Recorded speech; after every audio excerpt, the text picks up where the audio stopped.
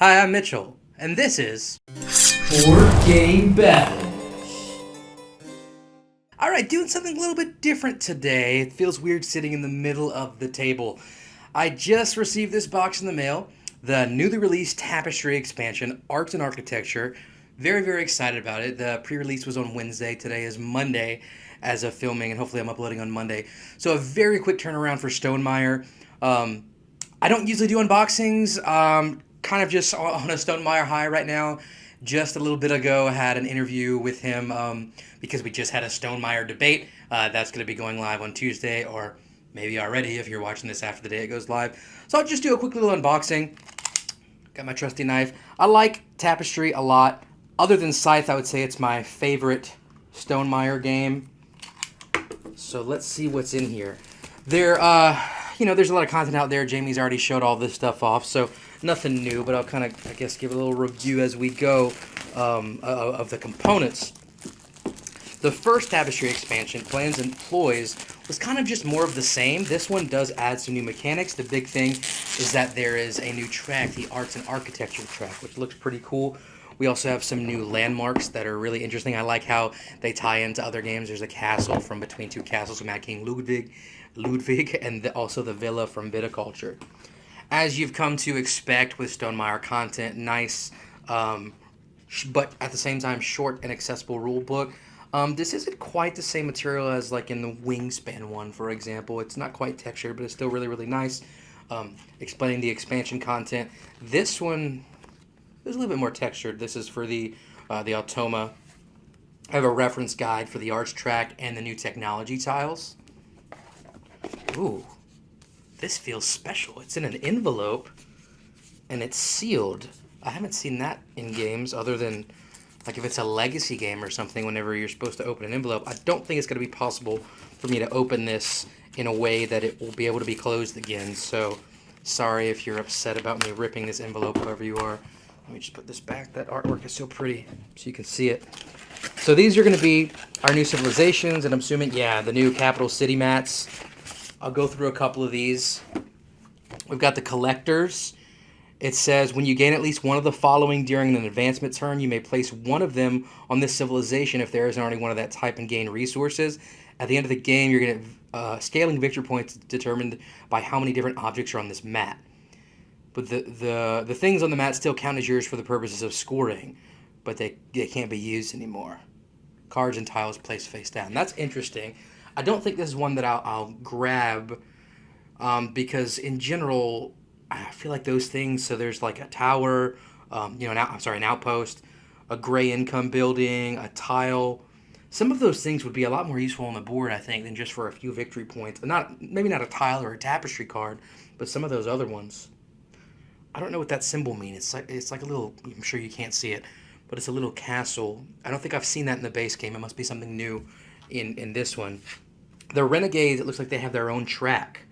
Your player token starts here. When advancing on a track where you would gain the benefit, you can ignore it to advance on this track and get this benefit instead. Okay, so it's like only you have these options, but you can use it on any track. You still gain the applicable landmarks. You must... Oh, okay, each of these corresponds to a tier, so you have to pay the corresponding resources.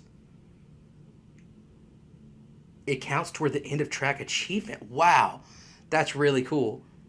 I like this one. I think this is going to be one that I like to play. The Urban Planners, after players have chosen landmark cards at game start, choose an additional card. Okay, so this requires the Plans and Ploys expansion. The only real mechanic change in Plans and Ploys is that it added these landmark cards that are like a personal goal. You'll get a landmark once you accomplish something. I forgot about that. That was a mechanic that kind of gave you an objective early on in the game. When you gain a landmark, you may place it on this card. If you do, you may place it in your capital city on a future turn. At the end of your final income turn, gain Veeps according to the chart below for the largest group of connected landmarks in your capital city. That's interesting. Man, it scales up to 49. I like being able to kind of hold the landmark here for later until you want a combo or until you know where it's going to go. Also, getting an additional objective card is cool. The Gamblers. If you start the game with a civilization at the end of your first income turn, reveal 3 tapestry cards, play one with a wind plate ability on top of Maker of Fire. Discard the others. If you reveal no cards, no valid cards, add one of them to your hand, discard the rest. For the other income turns, except for the last, reveal 3 Tapestry cards and continue on. So basically you get to play an extra Tapestry card, it looks like. And our last one right here, Relentless. At the end of each of your income and advancement turns, if you gain at least one building of any type, during that turn, place a player token on the civilization mat. At the end of each advancement turn, if you did not gain at least one building, remove all player tokens from this mat and gain rewards based on the following. Oh, this is cool. This reminds me of the unreleased new expansion to Dune Imperium, The Rise of Ix, that I got to play at the Dice Tower Retreat taught by Tom Bassel. It's kind of like a track that you're pushing your way down, and you want to get all the way up to the top of the track, because whenever you go back to the bottom, you get all the benefits, and the farther down you are, the more benefits there are. This is a cool one. I would definitely want to play this one. So we got 5 new factions, it looks like. Yeah, they say AA on the bottom for arts and architecture. Then we have some new capital city mats. They feel like higher quality than the other ones. They're I don't know the terminology, but they're smoother, shinier.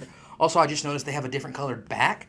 So I guess if you're going to be playing with these, you're going to know it's an expansion one, or maybe you only play with the expansions. I don't know how I like that. There's also new numbers on here. The other ones would correspond to which island you start in and player turn, so I wonder how that works. I'll have to read. This archipelago, my first thought whenever I saw it was it looked bigger, and I'm right in that assumption, I think. Yeah, because they're spread out. There's rivers between it. So any island, or I guess not rivers, but oceans, if it's an archipelago, any island completion will give you that resource. That's interesting. So it's a different shape. I like this one. I'd like to try that one out. This is the canyon. If a canyon is, I guess that means an area with a cactus. If a cactus is completely surrounded by buildings and impassable plots, it counts as completed and becomes impassable. Otherwise, cactuses are regular plots that you can place on. Okay, interesting. I like that they're changing out the mechanics of these capital city maps. You can't place buildings in the second and third row of districts. This is the cavern, unless the district directly above it is complete. Okay. Landmarks may span multiple districts, though. Completed columns score no points, but rows score. Most of these are 2, but on the bottom it's 3. So you have to move from the top to the bottom, and you get rewards if you do that. Cloud Cities. This is a Star Wars reference. At the beginning of income terms 2 through 5, you may move up to 2 income buildings individually from an incomplete district to a different district. I like that. That's interesting. Any one of these shapes considered clouds, it's considered a completed district. Okay, the Mesa. Landmarks may not extend outside of your city grid. Interesting. This is cool how we have some impassable terrain and a long line. You're going to very quickly be able to have a row of completed things. That's cool. And then the swamp. Lily pads count as completed plots, but they may be built over at the start of your final income turn. Lose 2 Veeps per visible lily pad. That's really cool. This kind of reminds me of Isle of Cats with the rats. All right, let's see what else we got here. We got a nice organizer. It's a pity. Jeremy, who you've seen in the videos, he made me a really nice 3D printed organizer for my Tapestry Plus Plans Employees expansion, and now it's going to be obsolete, but that's all right. So these, I don't know what they're called, but I saw Jamey talking about them.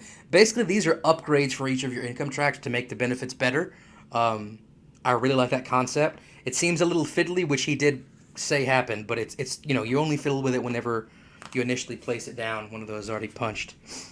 Right here we have some more markers that they came out with initially in the Plans Employees expansion to mark whether or not a landmark had been gained on a certain track, which I don't use those, but I could see how they could be useful. You don't know if it's taken or not. So I'm guessing this is for the arts and architecture track. These, I don't remember the name for these. I'll have to read the rule book, but these have to do with the arts and architecture track. These guys right here. And here's the track itself. It's a very small bifold board. A new track. So we have a wild building right here. These are called like works of art or something.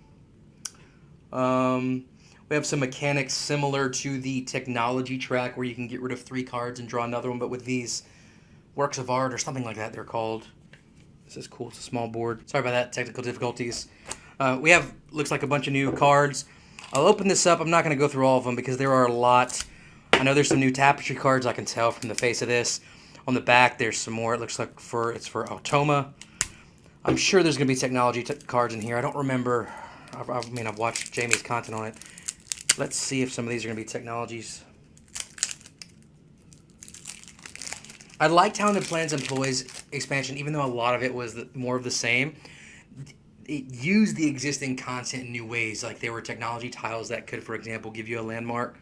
Let's see. Yeah, this is all Automa, which I don't do much of. Okay, we have some new, these are called landmark cards, the beginning of game goals.